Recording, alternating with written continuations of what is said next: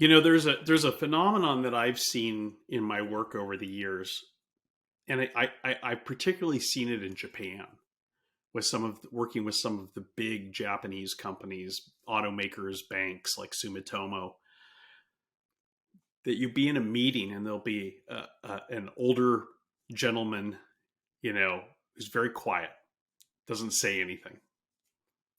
And then at the end of the meeting, that person will usually say something that's just absolutely defines what happens in that meeting. That's just kind of the distillation of everything. It's usually the most senior person. And there's a very strong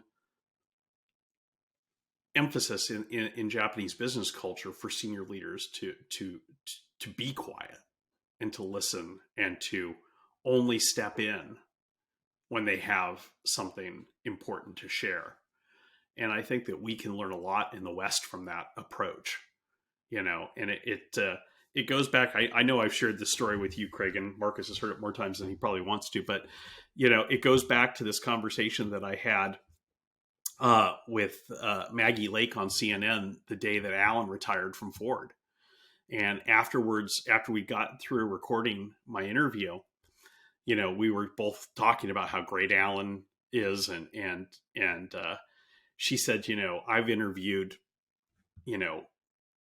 at least a third of the CEOs of the Fortune 100 companies, probably half. And she's like, that I've never met anyone like Alan.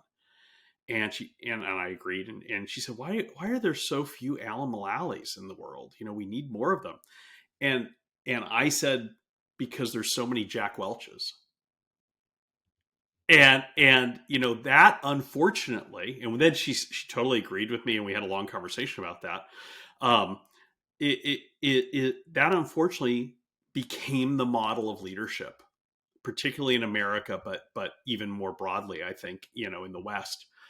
And I think it's a model of leadership that has been shown for what it really is, which is great at short-term results, really, really bad at long-term results. And it's a model of leadership that's really based on ego in a negative way, I think. For sure. And I think, and you're absolutely right. And love that story, and love the focus on Alan and his leadership, because again, and what does Alan do? Alan looks at, in his conversation, he is focused on, well, how do I build the people up around me? Right? How do I shine the light on the people that are in my community, in my atmosphere right now? That's extraordinarily powerful. And that doesn't, if we step up to the balcony in this great example, that doesn't diminish his leadership. That strengthens it.